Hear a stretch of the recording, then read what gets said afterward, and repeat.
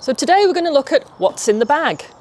So we're going to go through some essential equipment that you need to take out with you with every inspection, and also some extra bits that you might need because, let's face it, we never really know what's going to happen when we get out there. So everything that's in here is what we might actually use.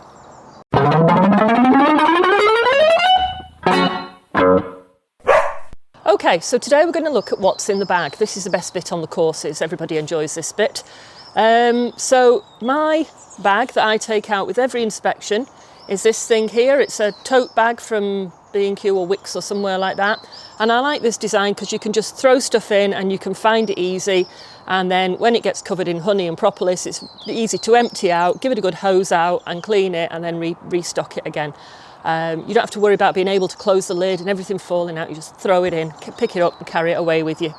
So the first thing we're going to have a look at is, I always have 2 pairs of gloves with me. Make sure they're pairs. I have got out there with 2 left hands at times. It's a bit embarrassing. So 2 pairs of gloves. Primarily, if you do find any disease or something you're a bit suspicious in one hive, you can put those gloves into a bag to be dealt with at home, put a clean pair on to carry on with the rest of your inspections. I always wear gauntlets, so I'll put the glove on over my suit, then the gauntlet over the top. This way the bees can't get up there, they can't get down there, they can't get into my hands. And this is what gets very dirty and covered in honey, and they're easy just to throw in the washing machine. I prefer these thicker gloves when I'm doing inspections. If I'm doing simple manipulations, I'll wear the thin nitriles, but I do wear these because I am allergic to bees, so these give me a lot more protection. And they can go in the washing machine and be used regularly. Talking about allergies, first aid kit comes with me all the time. This contains antihistamine, which is cetirizine, which is what you can get from supermarkets. It's allergy relief, hay fever relief. You don't need a prescription for them, but that's what is recommended by the immunology department. Some paracetamols, and I've got my EpiPens in here, 2 of them. You won't need these unless you actually confirm that you're allergic to bees. Very few people are. I've just gone through 3 years of desensitisation, so I need to carry those with me.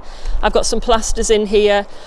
Got a bottle of water, so if you do need to take a tablet, you've got some water, but also if you've got any wounds or if you get a burn from your smoker, you've got some water with you. Refill it each morning before you go out to look at your bees. So that's the first aid kit. Your phone, very important piece of equipment with you. You can phone for help if you need help. You can phone for assistance if you need someone to come and help you lift things. More importantly, you can take pictures so you can look at them when you get back to your office or to your home. You can have a look through and write your records up from your photographs. Now then, the bag.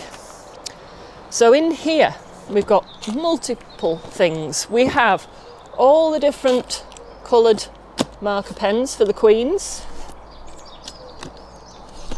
So they're all in here, kept safe. They will last for many years if you keep the lids on them and look after them, that you can use them year after year. So they're all in there.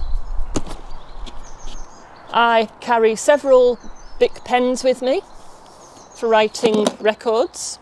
And I also carry lots of gaffer tape, either for doing repairs on the job, and I also like to use this for writing quick notes on top of the hive. So I'll stick this on the roof of the hive or the nuke, and I can scribble something on it if I need to, so I've got a memory for next time. Hive tool. This is the most important thing. You need this on every single inspection, and I carry several different ones with me depending on what kind of hive I'm working on. So always have several. Also, if you have disease in one hive, you can put that hive tool to one side, change your gloves and go on with a fresh hive tool to do your other hives. I also carry a bread knife, a very bendy bread knife, because I keep top bar hives, and this is as essential for a top bar hive as this is for a framed hive. So with this, you cut up the sides of the frame, of the comb as it's attached to the hive. So essential piece of equipment. Bee brush, for sweeping off bees off you, off the frames, off boxes if you need to. I carry some Varroa Strips with me in case of emergency, need a quick treatment. I have tweezers. So if I find some larvae or some capped brood that I'm a bit suspicious about, I can pull them out and have a look at them a bit more closely. I've also got a hand lens in here so I can magnify and get a closer look at what's going on inside those cells. Secateurs and a saw.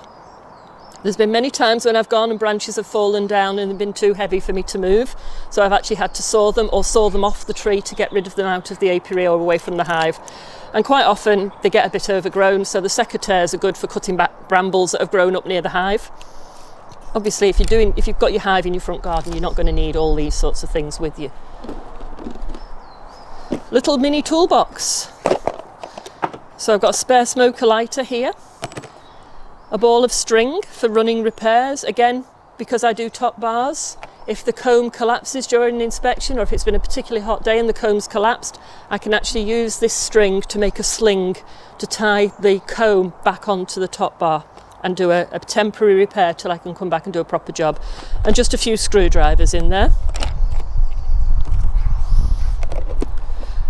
I have a tub of different coloured pins because these mean different things. So if you see one of my hives with a blue pin on it, it means it's got a virgin queen in there. When it turns to pink, it's got a mated queen. And when the end of the pink pin gets a colour on it, that's the colour that the queen is marked. So this year, it's 2020, these will have blue ends to them because the queens will be marked in blue. Also got some thumbtacks there for marking where queen cells are on the top of frames. So if I go through a hive and see queen cells, I can actually mark where they are, or if I've put a queen cell in there, I can mark which frame they're on and put it in the middle of the frame if that's where the queen cell is, or to one side, left or right, and then you know exactly where you're going to have a look to see if that queen cell's emerged at some time in the future. Then I've got some other coloured pins there for whatever I decide that they're going to be for at the time, if I need some sort of aid memoir on the hive. In here, there's queen catching equipment. So there's the plunger, which we've done a video about. There's a one-handed queen catcher, which is what I prefer because I can put the queen in here, I can put her to one side and do all my manipulations and then safely return her to the hive. There's this little pipe-shaped thing, which I've not used yet. And then there's the crown of thorns, which if you find your queen on a frame, pop this over her and push it gently into the comb, not squishing her, and then you can immobilise her, mark her. You can actually leave her on the frame there whilst you do your manipulations.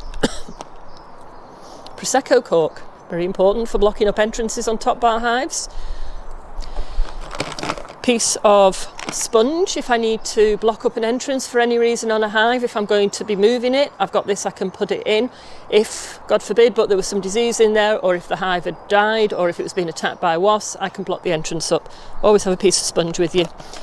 I always have a couple of spare end pieces for the frames in case they've fallen off and got lost, and just some various different glues.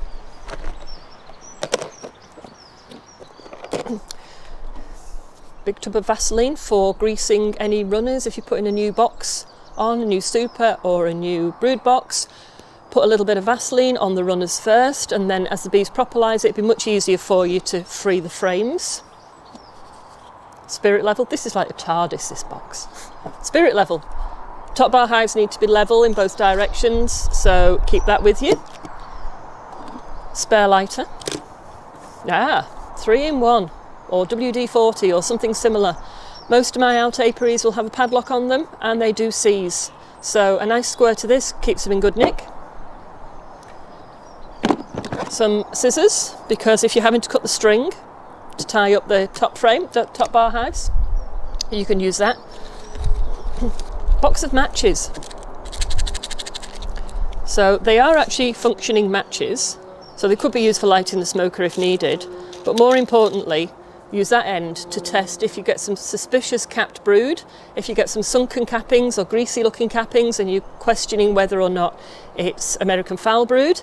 Take your match, stick it into the capping, twizzle it around and pull it out. And if you get the ropingness that's typical of American fowl brood, then it's time to ring the bee inspector. If you don't, try it again on a few others and make sure that it's okay. If you're not sure, ring the bee inspector. Take some photographs as well, because that'd be very helpful for them. Various other little knives for cutting out queen cells. If you see a frame full of queen cells and you don't want to leave them all there, you can actually cut the wax around them, put them into a little Tupperware. There's one in here that I keep for that.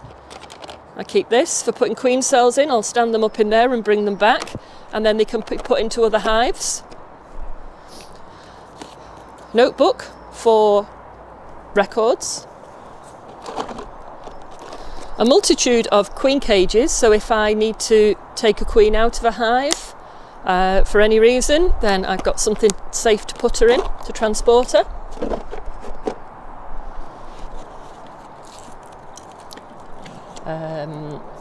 What else have we got in here?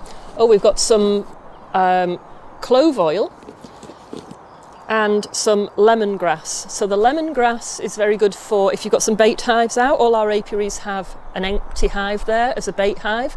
So I'll give it a little wipe over with some lemongrass oil just to make it a little bit more appealing to the swarms if there are any out there. And the clove oil is for if I have to go and look at somebody else's bees and they are particularly aggressive for whatever reason. Bees don't like clove oil at all. So 2 drops of this on your gloves, give them a rub. The bees keep well away from your hands and most of you. If you give your suit a little pat with it, the bees will keep well away from you. But don't use it all the time. We've got some more various different types of string in here for strapping things together, if need be, to do running repairs until you can get back with the correct equipment. We also have, let's just pop those out of the way so we can see better, a smoker. The smoker I keep in a metal sealable box so that when you've put it out, or you hope you've put it out, you put it in the car, it doesn't decide to relight itself. Yes, it's happened to me before, but don't tell Simon. So here's a smoker. We'll do a video about how to light this later on. Don't forget to put this back in. When you've tipped all your smoker fuel out, don't forget to put that back in. So in the smoker box I keep essentials, a spare brush, 2 hive tools, and all my smoker lighting equipment. So shredded cardboard, which comes whenever you buy any beekeeping equipment, you always get loads of this as packing, so that's good for starting it. And then if you can find it, a rotten tree that you dry out, that's really good for smoking. If you're struggling, this stuff is really good, which is Pelleted Cat Litter. It's the wood-based one, and that smokes and salt smoulders for quite a long time. That'll keep your smoker going for most of your inspection. So this can go in here at the end and be sealed away, and the gas torch goes in there as well with it. Seal it down and then it's safe in your car. In the summer, when it's really hot, in your bee suit all day long, this is really handy. Instead of using smoke, I use water on the bees. So fill it up in the morning with warmish water and a tiny drop of lavender oil, and then this is really good just for using it if you need to calm the bees at all, or if you just need to get them back into the box when you're reassembling the hive. Give them a little spray of this. They like the lavender oil, they think it's raining, they'll go back inside and clear the sides for you so you can put your hive back together. And if you get too hot, you can spray it through your mask, through your veil onto your face. So you might have noticed I've got 2 blue pens here. This year it's 2020, it's blue queen year this year.